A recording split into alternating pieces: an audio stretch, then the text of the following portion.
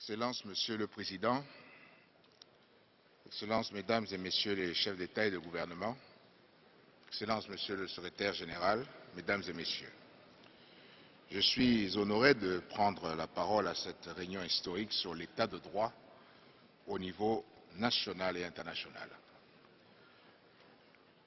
Je vous félicite, Monsieur le Président, de l'organisation de ce débat de haut niveau, de même que le Secrétaire général, Son Excellence M. Ban Ki-moon, pour l'action des Nations Unies dans la promotion de l'état de droit. Je voudrais d'emblée réaffirmer l'attachement profond de mon pays à l'état de droit, à la démocratie, aux droits de l'homme, ainsi que notre volonté politique pour œuvrer pour leur consolidation. Monsieur le Président, l'état de droit est aujourd'hui un idéal et une aspiration universelle largement partagée par les peuples et les gouvernements. Mais le renforcement durable de l'état de droit ne peut se réaliser dans un pays s'il ne règne ni un climat de paix, ni un processus de développement économique équitable. Les éléments du triptyque paix, développement et état de droit sont interdépendants. Notre attachement à l'état de droit et à la démocratie a toujours guidé la vie politique nationale au Gabon. En 1990, lorsque mon pays a rétabli le multipartisme, nous avons créé de nouvelles institutions. Leur solidité a été testée et mise à l'épreuve en 2009, lorsque le Gabon a traversé et réussi une transition politique délicate qui a été saluée par la communauté internationale. Ces institutions nous permettent aujourd'hui de poursuivre la consolidation de l'état de droit, qui est également un pilier de la vision d'un Gabon émergent à l'horizon 2025 que j'ai proposé aux Gabonais. Monsieur le Président, si la démocratie et l'état de droit doivent se renforcer mutuellement, il est essentiel que l'action politique dans un pays repose sur le respect des règles et des lois qui lui donnent sa légitimité. C'est dans ce sens que j'ai récemment rappelé devant le Parlement gabonais qu'en démocratie, le dialogue politique n'est possible que dans le respect des institutions et des lois du pays et dans le respect de ceux qui les incarnent. C'est aussi dans cette perspective que je viens de relancer les activités du Conseil national de la démocratie, un cadre institutionnel important du dialogue démocratique au Gabon. Depuis sa création, cet organe est toujours présidé par une personnalité de l'opposition. Monsieur le Président, dans tout pays, la consolidation de l'état de droit repose sur une justice indépendante et impartiale permettant de garantir la paix sociale et la sécurité, de protéger les droits des plus vulnérables et de prévenir les extrémismes et les intolérances. Cette conviction m'a amené à initier de profondes réformes qui visent à rendre les institutions judiciaires plus cohérentes, plus efficientes, plus transparentes, plus accessibles et plus équitables. À ce titre, nous avons adopté des lois visant à protéger les droits des femmes et des enfants pour lutter contre les discriminations ancrées dans les pesanteurs culturelles, le cas du nouveau régime judiciaire de protection des mineurs qui permet de lutter contre le trafic des enfants. Le Gabon a aussi initié la résolution 65/189 de l'Assemblée générale sur l'institutionnalisation du Journée internationale de la veuve.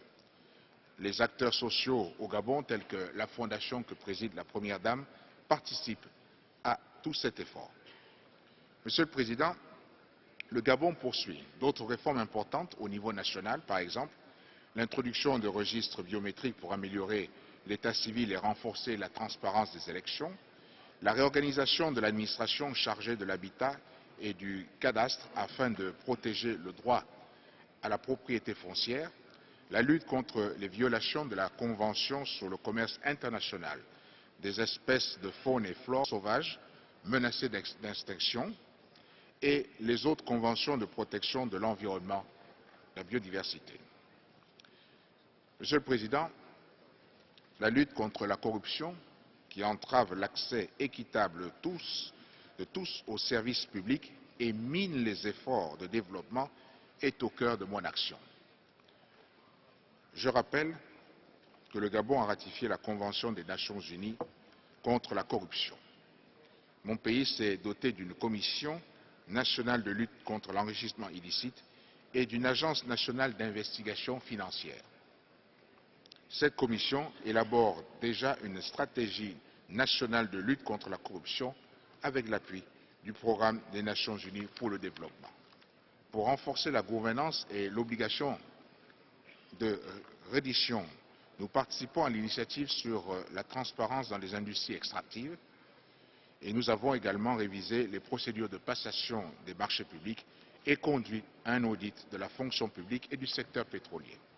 Mais la lutte contre la corruption est une entreprise de longue haleine qui nécessite une coopération reposant sur un dialogue avec les différents partenaires et une appropriation au niveau national. Monsieur le Président, les défis auxquels la communauté internationale fait face aujourd'hui appellent un renforcement de l'état de droit au niveau international. Notre action nécessite une approche qui repose avant tout sur une affirmation de la souveraineté des États et de la reconnaissance de leurs droits. Mais, disons-le aussi, l'état de droit ne peut être renforcé sans volonté politique de rendre plus équitable et plus démocratique la gouvernance et les institutions globales. C'est pourquoi le Gabon reste convaincu que l'Afrique doit être justement représentée au sein d'un Conseil de sécurité réformé. Par ailleurs, nous pensons qu'un meilleur fonctionnement du Conseil des droits de l'homme nécessite un dialogue plus constructif entre les États. C'est fort de cette conviction que le Gabon souhaite briguer dès janvier 2013 un nouveau mandat au sein de cet important organe. Et dans ce même esprit, nous poursuivrons notre coopération avec les organes chargés d'appliquer la justice pénale internationale afin de lutter contre l'impunité et la criminalité transnationale organisée. Cette criminalité organisée touche de plus en plus l'environnement et la biodiversité à travers le braconnage et la pêche illégale. Le Gabon entend renforcer sa justice nationale pour lutter contre ce phénomène. Mais une telle lutte appelle le renforcement de la coopération judiciaire internationale. Monsieur le Président, il convient de souligner qu'il n'y a pas un modèle unique de renforcement de l'état de droit. Aussi, devons-nous également promouvoir le dialogue et de nouvelles approches de coopération entre les États. À cet égard, les pays en sortie de crise et de conflits sont une priorité. C'est pourquoi j'appelle à mobiliser davantage de ressources en faveur de ces États. J'encourage en outre le renforcement de la coopération entre les Nations Unies et les organisations régionales, ainsi que le maintien des séances plénières périodiques de l'Assemblée générale pour examiner la question du renforcement de l'état de droit. Pour terminer, Monsieur le Président, j'exprime l'adhésion de mon pays à la déclaration qui sera adoptée au terme de ce débat. Je vous remercie.